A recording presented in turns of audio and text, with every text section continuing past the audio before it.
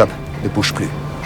Lucie regarde l'aiguille usagée couverte de sang, plantée dans son propre corps, et reste figée sur place. Heureusement, Tim garde son sang-froid, et sécurise rapidement la scène. Ensuite, ils se précipitent tous les deux à l'hôpital. À ce moment-là, Lucie est complètement paniquée. Une aiguille sale provenant d'un campement de sans-abri signifie un risque énorme d'infection. Elle pense immédiatement au pire scénario. D'accord. Imaginons que j'attrape une hépatite C et qu'un jour je prenne une balle. Vous voulez arrêter le saignement et vous oubliez que vous avez eu une entaille à la main.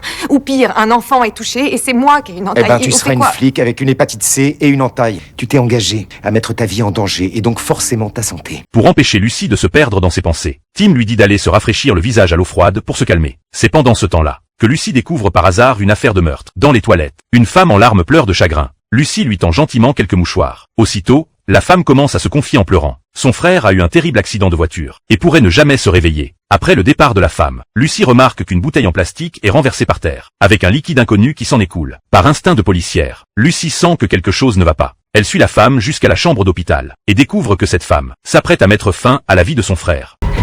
Stop.